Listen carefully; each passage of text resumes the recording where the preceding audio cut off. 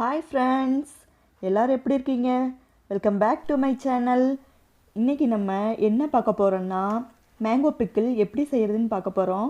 எங்கள் வீட்டில் நாங்கள் என்ன மெத்தடில் பண்ணுவோமோ இன்றைக்கி நான் அந்த மாதிரி செஞ்சு காட்டியிருக்கேன். எப்படி இருக்குன்னு பாருங்கள். நான் வந்து ஒரு 1.25 கிலோ அளவுக்கு மாங்காய் எடுத்து கட் பண்ணி வச்சுருக்கேன்.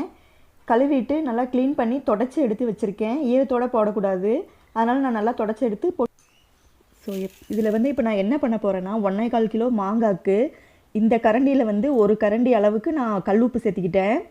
இப்போ அடுத்து என்ன பண்ண போகிறேன்னா, இதே அளவில் வந்து இதே கரண்டியோட அளவில் வந்து ஒரு 1.5 கப் அளவுக்கு நான் தனி மிளகாத்தூள் சேர்த்திக்கிறேன். வரமிளகாத்தூள், வெறும் வரமிளகாய் மட்டும் அரைச்ச மிளகாயை சேர்த்திக்கிறேன். வீட்டில் அரைச்ச மிளகாய் இது. இதை நான் ஒரு 1.5 கரண்டி அளவுக்கு நான் சேர்த்திருக்கேன். இப்போது சேர்த்துட்டு நல்லா கலந்து விட்டுடலாம். இதையை உப்பு மிளகாத்தூளும் கலக்கிற அளவுக்கு உங்களால் கலக்க முடிகிற அளவுக்கு நல்லா கலக்கி விட்டுருங்க. இப்போ பாருங்கள், நல்லா கலந்தாச்சு. இதை கலந்துட்டு நான் வந்து ஒரு 3 மணி நேரம் வச்சுட்டேன்.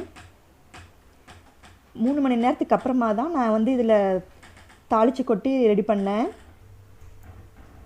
இப்போ அது ஊறிட்டுருக்கு. இப்போ நான் நெக்ஸ்ட்டு என்ன பண்ணுறேன்னா, 1 ஸ்பூன் அளவுக்கு வந்து நான் வெந்தயம் எடுத்துக்கிட்டேன். 2.5 ஸ்பூன் அளவுக்கு கடுகு எடுத்துக்கிட்டேன். வெந்தயம் வந்து லைட்டாக சூடானா போதும். கடுகு வந்து நல்லா பொரியணும். பொரிஞ்சதுக்கப்புறமா எடுத்துக்கலாம். நம்ம கடுகு நல்லா பொரியட்டும் கொஞ்சம். வெந்தயத்தை வந்து ரொம்ப நேரம் அடுப்பில் வச்சா தீஞ்சிருச்சுன்னா நல்லா இருக்காது. அதனால் லைட்டாக சூடி கலர் மாறினா நம்ம எடுத்துடலாம். கடுகு பாருங்கள் நல்லா பொரியுது. பொரிஞ்சதுக்கப்புறம் நம்ம எடுத்துடலாம். நெக்ஸ்ட்டு நான் வந்து இதில் கட்டி பெருங்காயம் கொஞ்சமாக சேர்த்திக்க போகிறேன்.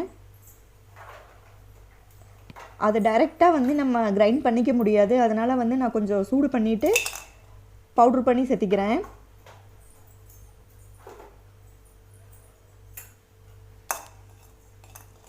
கொஞ்சம் நேரம் அப்படியே ஹீட்லேயே வச்சுருந்திங்கன்னா நல்லா கொஞ்சம் உருகிற மாதிரி ஆகும்.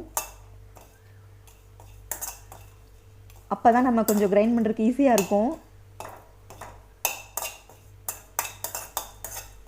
இப்போ கொஞ்சம் கொஞ்சமாக உருக ஆரம்பிக்கும் பாருங்கள்.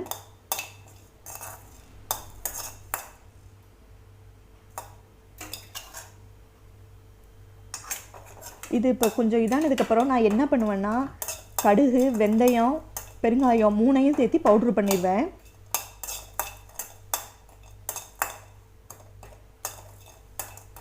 ஒரு 1.25 கிலோ 1.5 கிலோ அளவுக்கு நான் சொன்ன அளவு வந்து இப்போ கரெக்டாக இருக்கும். வெந்தயம், கடுகு, மிளகாத்தூள், உப்பு இந்த அளவுலாம்.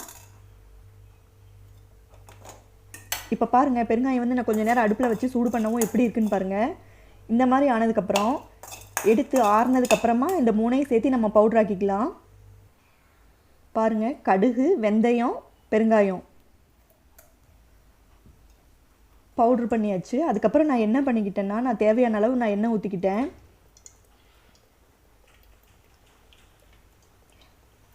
இது பார்த்திங்கன்னா கிட்டத்தட்ட ஒரு 150-200 ml கிட்ட இருக்கும் எண்ணெய். நான் நல்லெண்ணெய் ஊற்றிருக்கேன். நான் அளந்தெல்லாம் ஊற்றல, ஒரு அளவாக எனக்கு பார்த்து நான் ஊற்றிக்கிட்டேன். இந்த அளவு ஒரு 1.25 கிலோன்னா இந்த அளவுக்கு சரியாக இருக்கும்.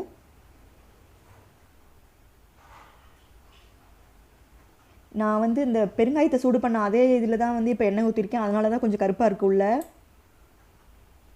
எண்ணெய் கொஞ்சம் சூடாகட்டும். சூடானதுக்கப்புறமா நம்ம கடுகு போட்டுக்கலாம்.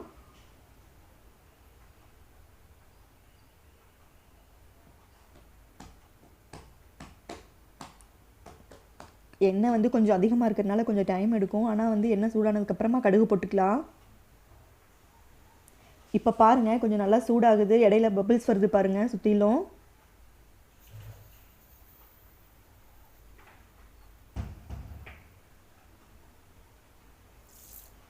இந்த டைமில் நான் கடுகு சேர்த்திக்கிட்டேன். ஒரு ஸ்பூன் அளவுக்கு நான் கடுகு சேர்த்திக்கிட்டேன். கடுகு பொரியட்டும் நல்லா.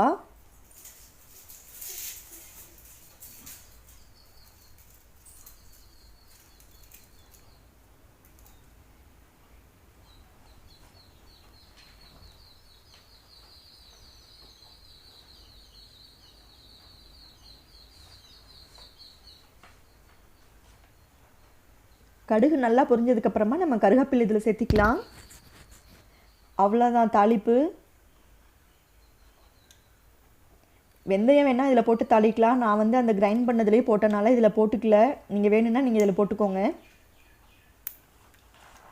அது முழுசாக இருந்தால் சாப்பிட்றவங்க ஒருத்தருக்கு பிடிக்காது, அதனால நான் வெந்தயம் வந்து இதில் சேர்த்திக்கல. பவுட்ரு பண்ணதுலேயே கொஞ்சம் போட்டேன், அதனால் நான் இதில் சேர்த்திக்கல. கடுகு நல்லா பொரியட்டும்.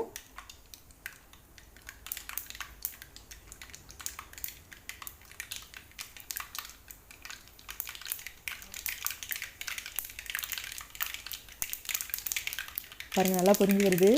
இதுக்கப்புறமா நான் வேணுங்கிற அளவு கருவேப்பிலை சேர்த்துக்கலாம்.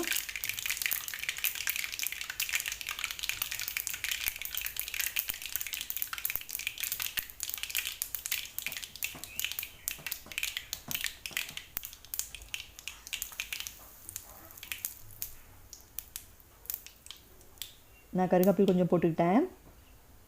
இப்போ அவ்வளோதான். இந்த எண்ணெயை வந்து எடுத்து நம்ம அந்த மிக்ஸ் பண்ணி வச்சுருக்க மாங்காயில் ஊற்றிட வேண்டியதான்.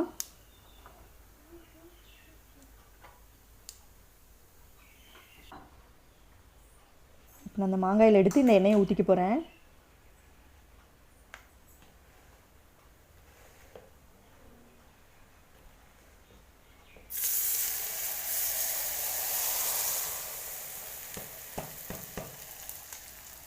இனி நல்லா கலக்கி விட்டுக்கோங்க. மாங்காய் அந்த எண்ணெய் எல்லாம் ஒன்று சேர்கிற மாதிரி.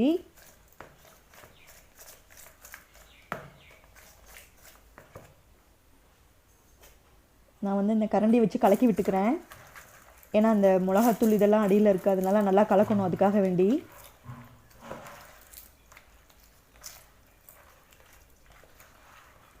சிம்பிள் மெத்தடு தான், ஆனால் டேஸ்ட்டு சூப்பராக இருக்கும். சீக்கிரம் வந்து இது கெட்டு கூட போகாது. நான் இது செஞ்சு ஃப்ரிட்ஜில் கூட வச்சதில்லை. இந்த மாதிரி நான் ஒரு 2 கிலோ 3 கிலோ வரைக்கும் செஞ்சுருக்கேன். வெளியே தான் வச்சு யூஸ் பண்ணியிருக்கேன், ஒன்றும் ஆனதில்லை. கொஞ்சம் நீங்கள் அந்த யூஸ் பண்ணுற பொருளை மட்டும் தண்ணி எதுவும் இல்லாமல் கொஞ்சம் ட்ரையாக இருந்தால் போதும், வேறு ஒன்றும் இது இருக்காது, கெட்டு போகிறதுக்கு சான்ஸ் கிடையாது. ஏன்னா நம்ம மாங்காய் எல்லாமே ஃபுல்லாக வைப் பண்ணி தான் யூஸ் பண்ணியிருக்கோம். ஆனால் இது நல்லா ஊறணும். ஊறினதுக்கப்புறம் கொஞ்சம் டேஸ்ட் பண்ணால் தான் நல்லாயிருக்கும். நான் ஒரு 1 வீக்குக்கு வந்து க்ளோஸ் பண்ணி அப்படியே விட்டுருவேன். கொஞ்சம் மிக்ஸ் பண்ணி மட்டும்தான் விடுவேன். ஒரு 1 வீக் 10 டேஸ் கழித்து தான் நாங்கள் இதை யூஸ் பண்ண ஆரம்பிப்போம். பாருங்கள், பார்க்கவே எவ்வளோ கலர்ஃபுல்லாக நல்லா இருக்குது.